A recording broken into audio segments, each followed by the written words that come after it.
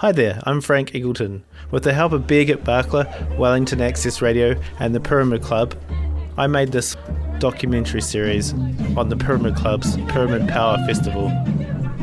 It happened from May 1st to May 4th, 2019. This is part 1. On today's show, we have live music and interviews from the Negative Nancys, King Homeboy, Johnny Marks, Rachel Shearer and Rory Daly's IRD. I hope you enjoy.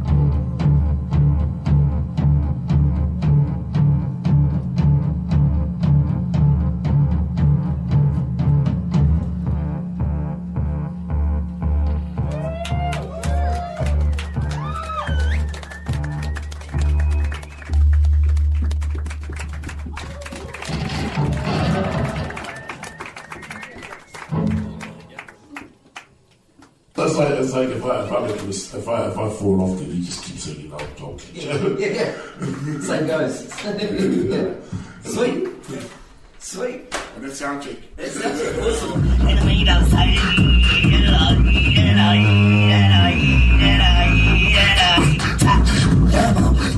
It was just like, right. I was running yesterday, and then this morning I'm going slower than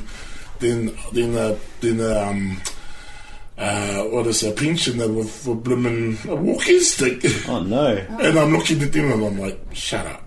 It's like, you shut up.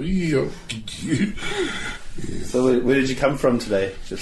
Just came from Dad's house, and I'll just be staying with him the whole week. Usually I move around when I'm in Wellington, because I just so many people, because every time just on a side note, I've been loving that machine over there. There's like, don't put me in a room full of creative stuff. I can't stop looking at these. Too many ideas. Every time when if people who know me that well, when I reference to like parts of my life, because I have so many parts to my life, I always call it like another episode of the Chronicles of King Homeboy.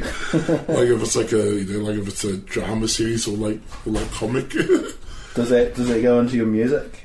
It's sort of it's all it's all like the whole the whole water concept that Bruce Lee was talking about. It's like all the energy all the creative energy that I have goes into everything I do. So now now it never used to be like that before. It was just starting to now since I've done since I do art, I was doing dancing, but I had to stop. Acting, poetry, short story writing, which I'd been doing in my earlier years, and music. It's like that creativity gets reshaped into different power. Even video games as well, Right, yeah. Or even just simple conversations, between people and try and understand, the world around me that's forever changing, just like water. I'm trying to change it with it as well. Yeah. Make it, instead of trying to be the container. Yeah. What was that noise?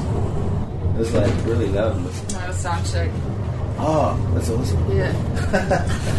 It's just like, there we go. Yeah. It's a directional mic. Yeah. So it was like pointing straight at the... Yeah. I'm on board one of those when I first joined on Mika, so I know exactly what you've got there. Oh, right. Sweet. And What can we expect from your performance tonight? I think this one you'll expect tonight. It's just me,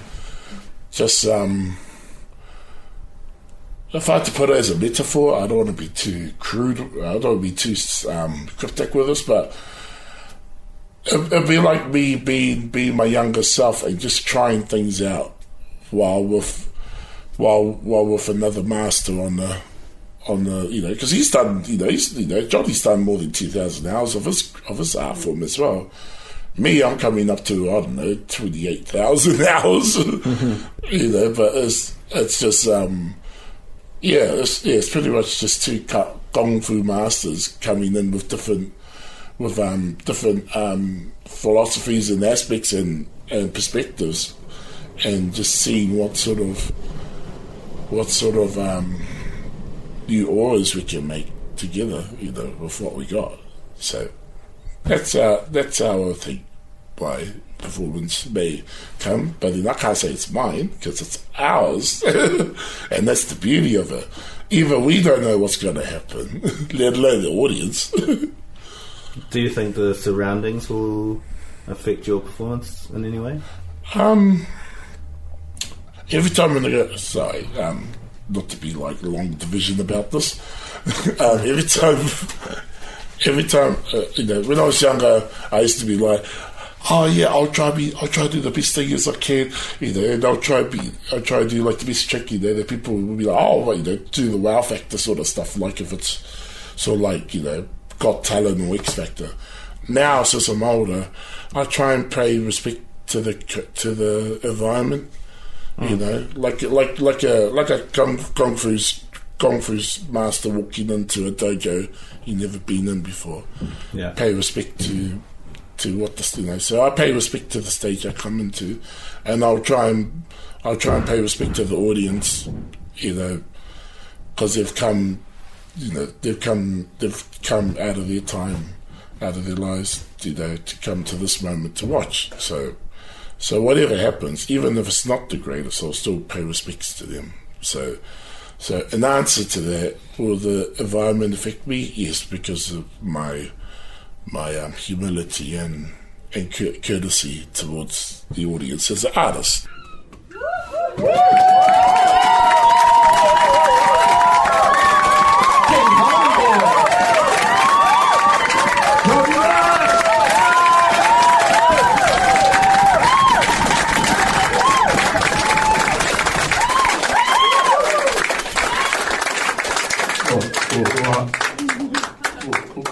One more. Yeah! Do we have time? Okay. It's sort of part of the show. I do a Monica. I always say no one more thing. Just give us a second.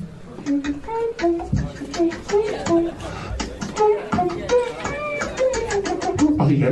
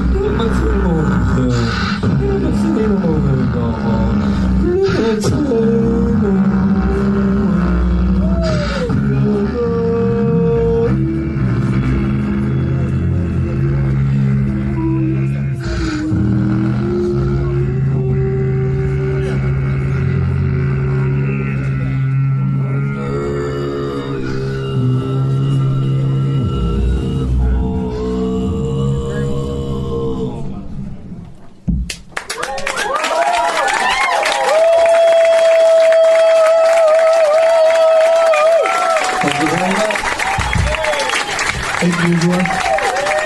Yeah. Once again, Johnny Marks! King Homeboy!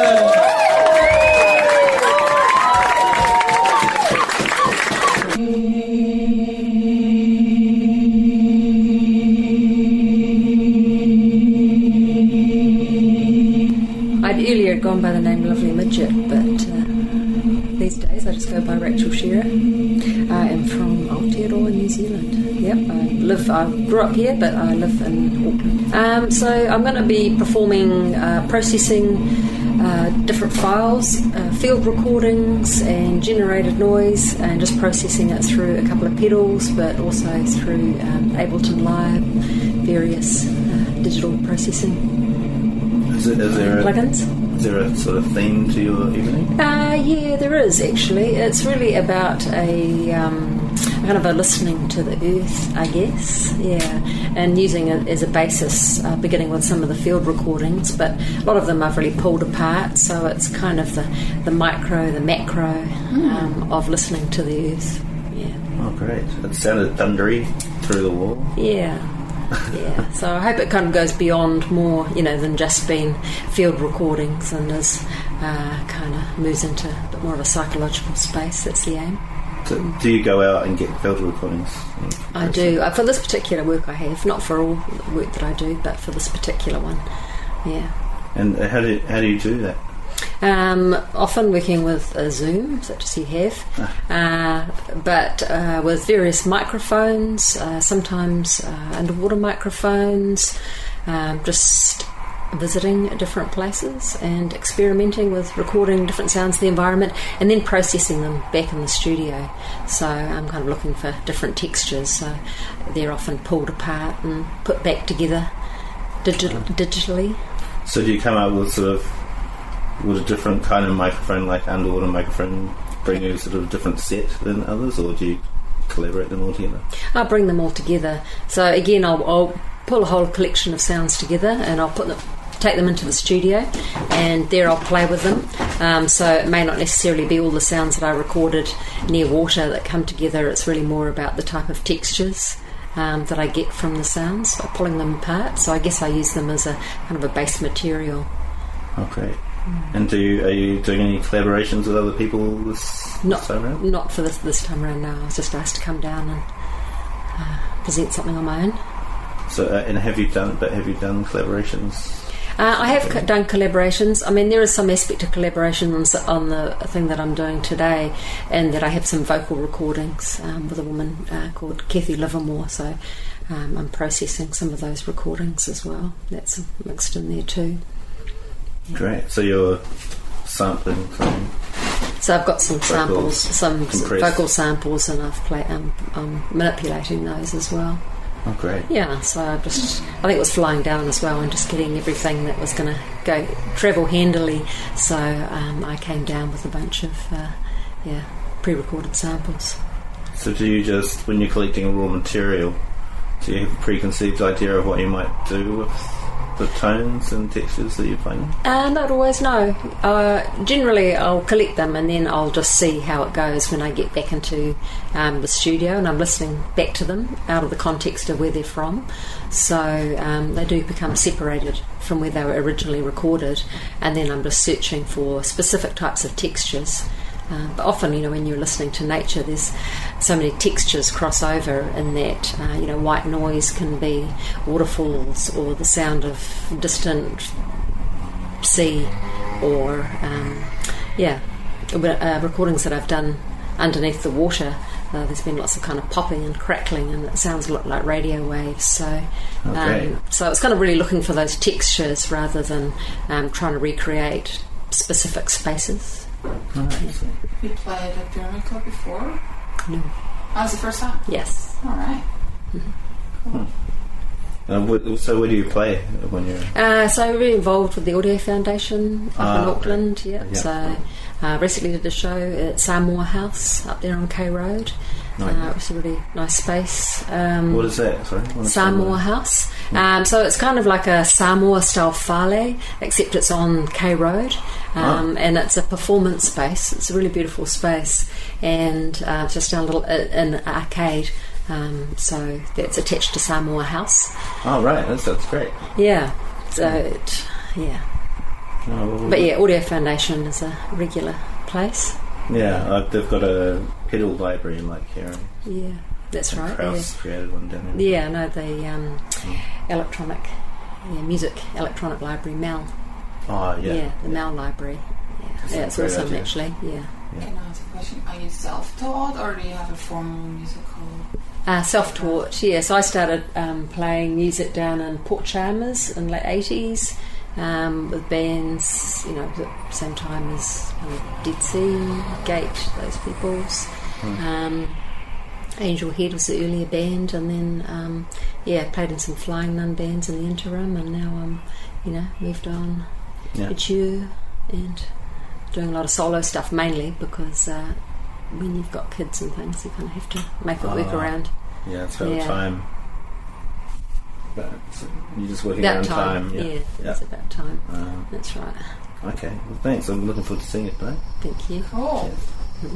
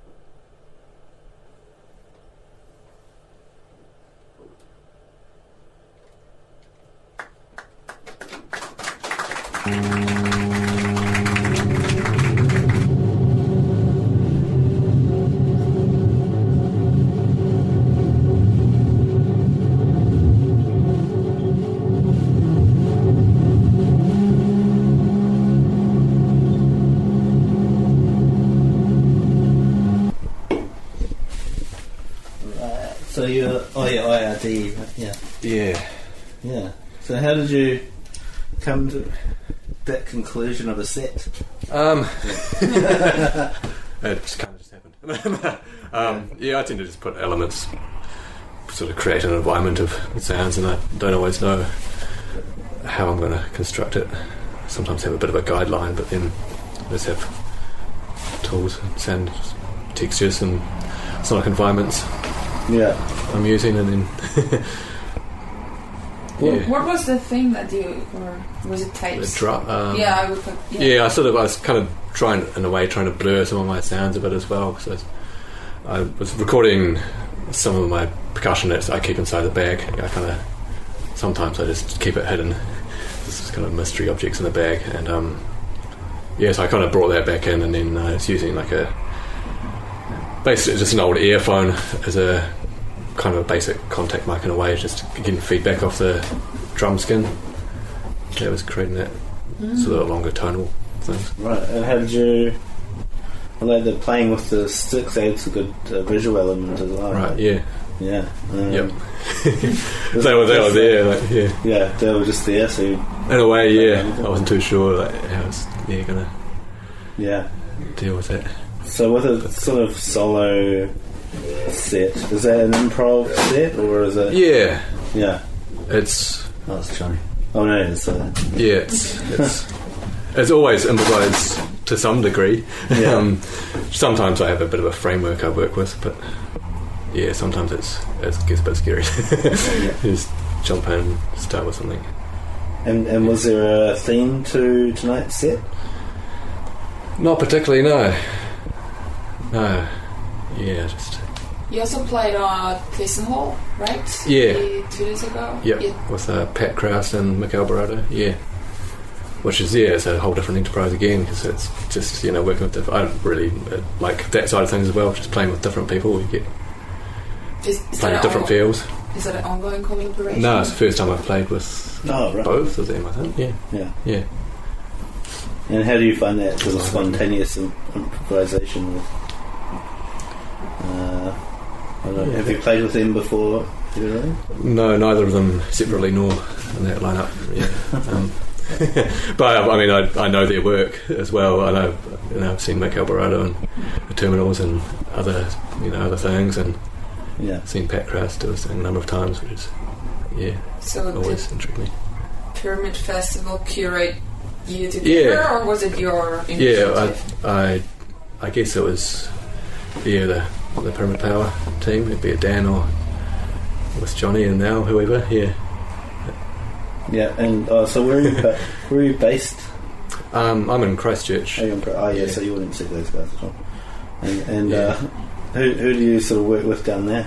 I've just got a very occasional duo with my friend Mike Minchton as Memory Burn, and sort of collaborate with different people, with Ruben Derrick, saxophonist, and that's more on the general improvised side of things. And I'm playing drums in the odd band here and there. No Exit is a sort of a modal sort of psychedelic improv duo, guitar drum duo. Yeah. So what do you see as a difference, like when you're on the ground by yourself, fiddling with some more mysterious object versus being a drummer? Is there some preference on style, or? Yeah, it's a different approach really to sound. I mean, it's just focused wholly on the sound. As a solo, when you're playing with other people, you're sort of reacting. I'm pretty reactive to other people's playing generally, what they're doing. But are you as inventive in your drums playing as you are with your electronics? I think I'm pretty natural in a way. Like I have my own natural sound. I try and that's what I like about a lot of other drummers around town. They've got their own style, which is a little bit different. Yeah, I like the quite the physicality of your set. Is that what you do quite a lot? Yeah, and sometimes Sometimes it may have been commented that like there's a theatrical element to it, just an intriguing visual element to it. Yeah, I suppose it's about like drumming, isn't it? Really? Yeah, yeah. These old Similar beats, and different ways at the same time. Yeah. Yeah. What were you're putting something on the cymbal, like was it just pebbles or something? What was it? On the drum, the cymbal was just I just sort of had a stick underneath it, and there's just a little microphone underneath. Oh yeah, which was Do the compositions emerge? Like the objects, like do you practice that in any way beforehand, or you just bring it back? No, I don't tend to. Yeah, there's sometimes I'll just like do a quick test, maybe at home, or like last gig I played the solo set in Christchurch. I could tried out something differently and didn't even use this big mixing board. I was thinking of trying out, but yeah. So you don't know. It's kind of just evolved from playing around with different sounds. Yeah.